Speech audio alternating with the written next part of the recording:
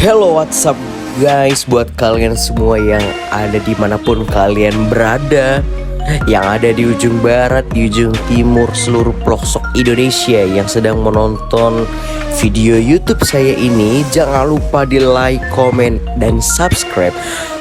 Karena subscribe, komen, sama like itu gratis gitu, nggak berbayar. Jadi apa salahnya sih buat kalian like, komen, dan subscribe?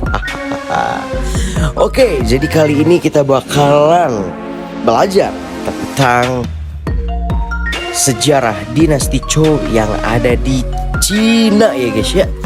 Ya buat pokoknya hari ini kita bakal belajar tentang perkembangan teknologi dan sejarah dinasti Zhou.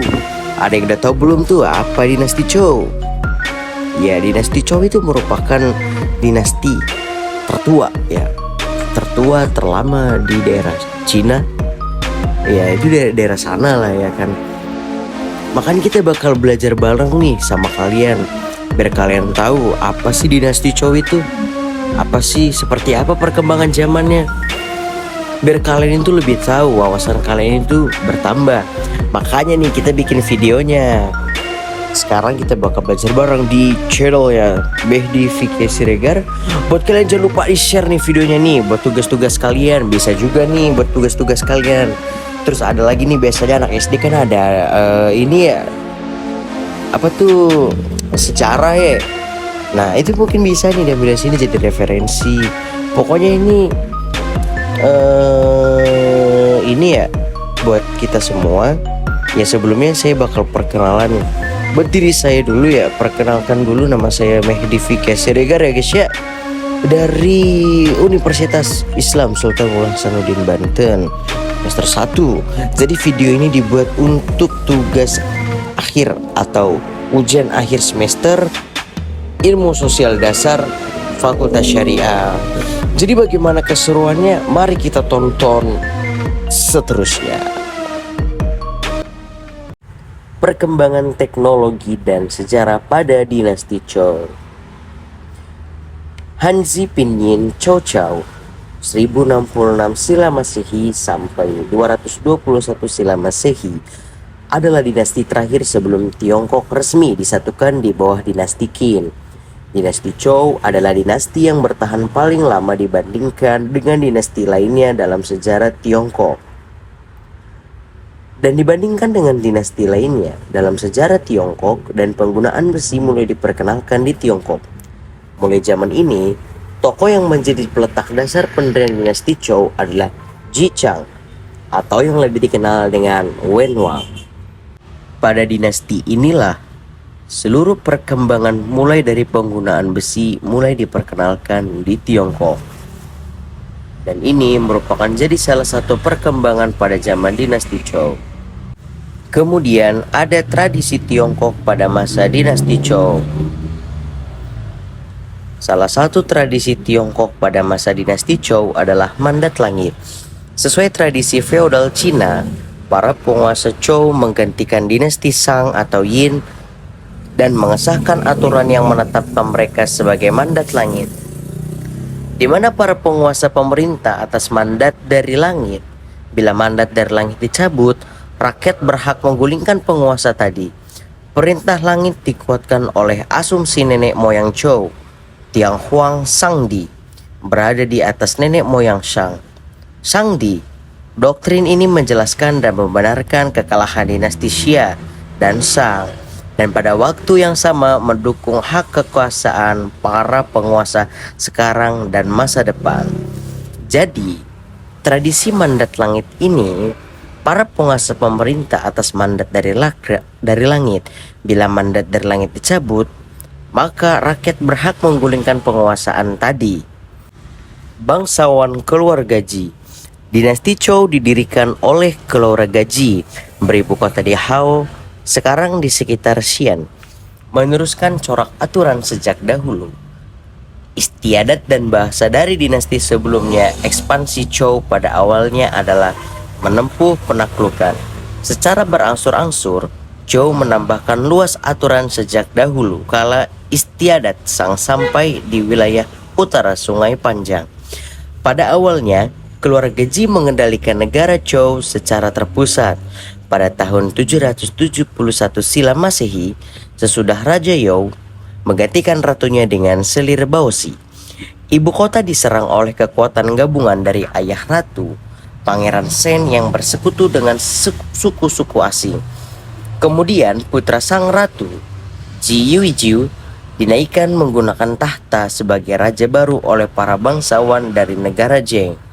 Lalu Qin dan Pangeran Shen, ibu kota negara akhir terpaksa dipindahkan ke sebelah timur pada tahun 722 Silam Masehi, tepatnya ke Luoyang di provinsi Henan sekarang. Pada saat itu dinasti Zhou dibagi menjadi dua, dinasti Zhou Barat dan dinasti Zhou Timur.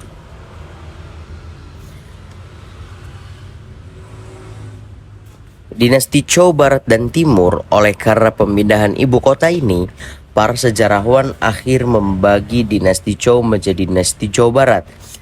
Dari akhir masa 100 tahun ke-10 Silam Masehi sampai dengan 771 Silam Masehi, serta dinasti Zhou Timur dari tahun 770 Silam Masehi sampai dengan tahun 221 Silam Masehi. Pada awal Zhou Barat tetap sedang dalam perdebatan antara tahun 1122 Silam Masehi, tahun 1027 Silam Masehi, atau antara tahun lain dalam ratusan tahun dari akhir masa 100 tahun ke-12 Silam Masehi. Pada umumnya sejarawan Cina menetapkan tahun 841 Silam Masehi sebagai tahun awal mula dari tahun pemerintahan dinasti Zhou dalam sejarah Tiongkok. Pada dinasti Zhou, Zhou Barat dan Zhou Timur dijadikan suatu perdebatan karena yang didebatkan adalah tahun antara Zhou Barat dan Zhou Timur. Sedangkan dinasti Zhou Barat, dia berada dalam tahun ke-10 Silam Masehi sampai dengan tahun 771 Silam Masehi, serta dinasti Zhou Timur dari tahun 770 Silam Masehi sampai dengan tahun 221 Silam Masehi. Kemunduran dinasti Zhou. Sesudah perpecahan di pusat kekuasaan, pemerintah Zhou makin lemah dalam menjalankan pemerintahan. Sesudah Raja Ping, raja-raja Zhou yang akhir berkuasa tak ada kekuasaan yang nyata, karena kekuasaan sebenarnya ada di tangan para bangsawan yang kuat. Mendekati penghujung dinasti Zhou, para bangsawan tak menaruh lagi eksistensi keluarga Ji sebagai simbol pemersatu kerajaan, dan masing-masing mengangkat diri mereka sendiri sebagai raja. Dinasti Zhou pecah menjadi beberapa negara kecil-kecil yang bertempur satu sama lainnya. Masa waktu 100 tahun ini akhir terkenal sebagai masa waktu 100 tahun negara-negara berperang, di mana akhir diakhiri dengan penyatuan Cina di bawah dinasti Qin. Agama yang dianut pada masa dinasti Zhou. Agama yang dianut oleh masyarakat pada dinasti Zhou adalah agama Buddha. Agama Buddha menjadi agama utama yang dianut oleh kerajaan-kerajaan serta rakyat-rakyat pada masa dinasti Zhou. Pertanian pada masa dinasti Zhou. Pertanian pada masa dinasti pertanian di dinasti Zhou sangat intensif dengan dalam banyak kesempatan diarahkan langsung oleh pemerintah. Semua tanah pertanian dimiliki oleh para bangsawan yang kemudian memberikan tanah mereka kepada budak mereka. Sebagai contoh, suatu lahan dibagi menjadi 9 bujur sangkar dalam ukuran jing. Dengan hasil gandum dari pertengahan bujur sangkar diambil oleh pemerintah dan sisanya disimpan oleh petani. Dengan cara ini, pemerintah dapat menyimpan surplus makanan dan mendistribusikan kembali pada waktu kelaparan atau panen tak patut. Beberapa sektor manufaktur penting selama periode ini termasuk kerajinan perunggu yang diintegralkan dalam pembuatan senjata dan perkakas pertanian. Sekali lagi, industri ini direbut oleh bangsawan yang mengarahkan material produksi. Pada pertanian di dinasti Zhou, sebetulnya para petani mempengerjakan lahan milik para bangsawan untuk ditanamkan gandum. Hasil dari panen gandum tersebut diberikan kepada pemerintah untuk mendistribusikan kembali pada waktu kelaparan atau panen yang tidak patut. Maka daripada itu, setiap hasil panen dari petani atau dari bangsawan harus diserahkan seperempat bujur menjadi 9 bujur sangkar untuk diberikan kepada pemerintah, disimpan dan untuk didistribusikan kembali pada waktu kelaparan atau panen yang tak patut. Kita lihat secara seksama di sini ada peta yang dikuasai oleh dinasti Zhou. Dinasti Zhou adalah dinasti yang paling lama memerintah Cina, yakni selama hampir 8 abad. Di bawah Zhou, peradaban Cina mulai berkembang dan menyebar. Perkembangan ilmu filsafat ditandai dengan lahirnya aliran Konfusianisme, Taoisme, dan Mohisme.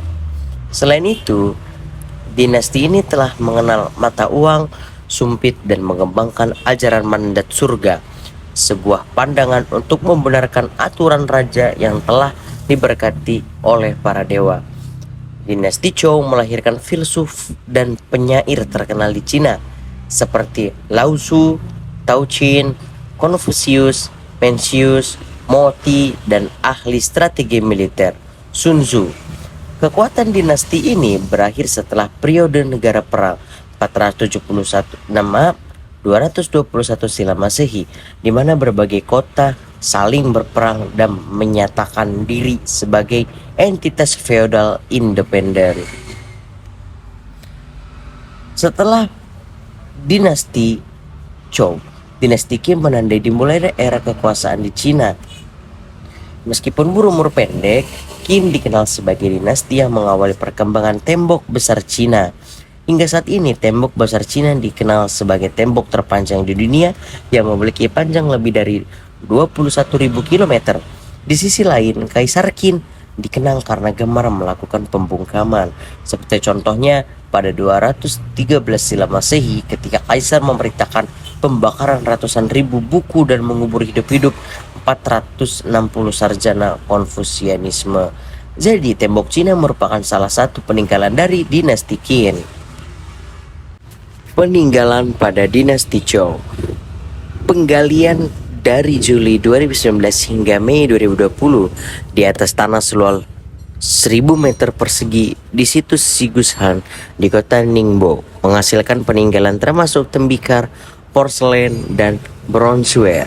Beberapa lubang tiang ditemukan di lokasi yang diduga merupakan lokasi perumahan bersama dengan tangki sedimentasi, taki untuk lumpur, dan sumur air.